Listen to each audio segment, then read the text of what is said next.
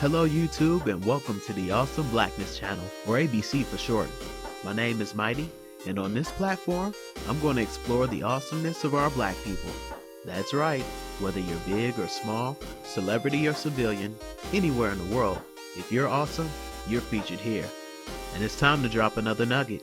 5, 4, 3, 2. As mentioned in now a number of previous videos, since repurchasing my PS4 late last year, I've hit the ground running regarding chipping into their extensive back catalog, disc by disc and download by download. Some of the games I had once had and since become reacquainted, while others were newfound treasures, once only able to play vicariously through the videos on this very platform. Then there were the few that I had otherwise slept on. I mean, how could there not be, considering there are well over 3,000 titles currently on the market for the system. The subject of this video comes from a game that resides in this latter category. In an effort to rebuild my library in probably the quickest and most economical manner possible, I traveled to the local GameStop on a whim and bought 2 games from their $9.99 and below section. Mighty number 9, because why not, and Wolfenstein Youngblood. This game is part of a series that holds 1 or 2 significant connections in my life and a ton of nostalgia. For its first iteration, Castle Wolfenstein was published in 1981, the year I was published. I told y'all I was a boomer. Here's a Cliff Notes history. Not of me, the game. Silas Warner, an American programmer and an employee of the company Muse Software, developed what was initially a stealth-based game that was inspired by the arcade shooter Berserk and the 1961 war film Guns of Navarone. The plot was straightforward. You control an unnamed protagonist who is a World War II era prisoner of war as he escapes the eponymous Nazi stronghold, stealing German files containing secret war plans, while avoiding, disarming, or at times killing hostile guards. This was followed up by the 1984's Beyond Castle Wolfenstein, which has the hero traversing all the levels of the secret Berlin bunker where Adolf Hitler, now Chancellor of Germany, is holding secret meetings with his senior staff. The objective is to assassinate Hitler with a bomb hidden in a briefcase, similar to the 20 July plot, led by Klaus von Stauffenberg as part of Operation Valkyrie. This would be the only other sequel developed by Warner.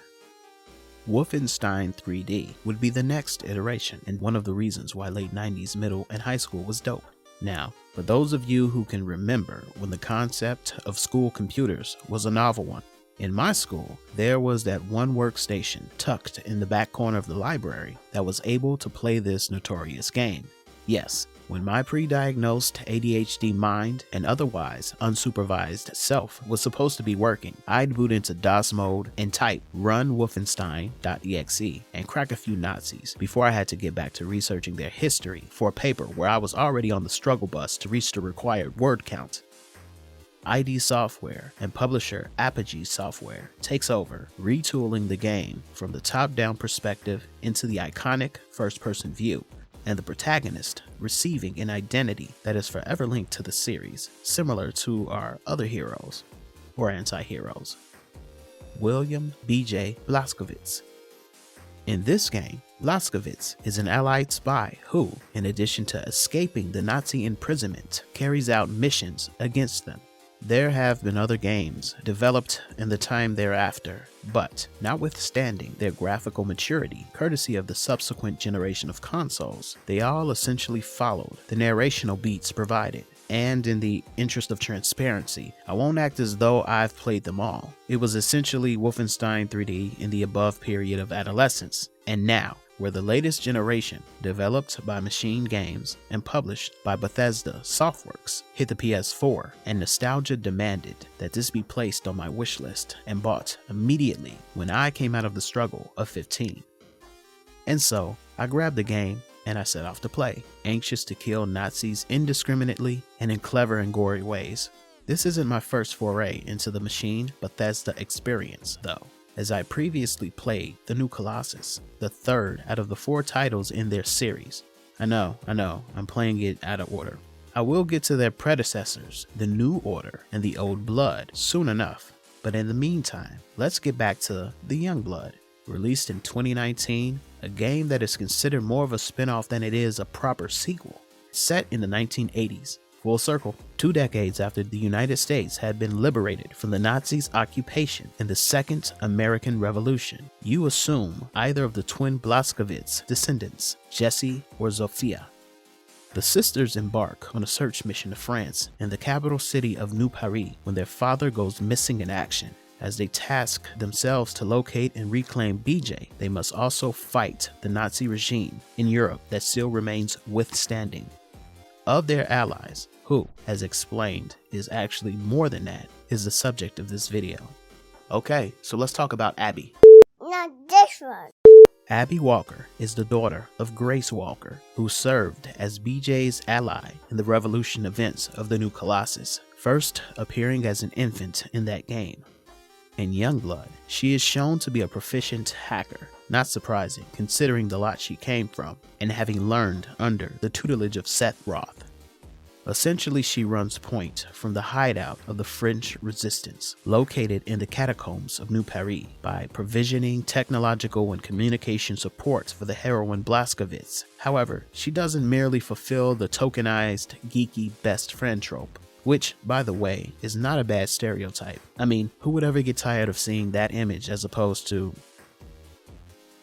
She also works to uncover a conspiracy within the ranks of the rebellion and winds up paying dearly for it, which is why what makes her awesome is apparent. Abby is practical as she is intelligent. However, she also shares sentiments of her father, Norman Super Spesh Caldwell, who too was an integral part of the events of the New Colossus. For he held an anti-authoritative attitude, which, for his daughter, often manifests in rebellious tendencies toward authoritative figures, especially her mother, who, ironically, now serves as the head of the FBI in this game. In fact, one of her acts of defiance starts off the game's events as she steals the agency's helicopter to transport her and the twins to France. Also, like her father, she pays with blood for the cause, so her role in this game isn't merely passive support from the safety of the stronghold. This character is voiced by Jasmine Savoy Brown, who will see her way into a proper standalone video soon enough. Okay, so thanks for watching. So if you've been keeping in tune with the channel, I've deviated into a new series, which I suppose is part and parcel to the evolution of a content creator.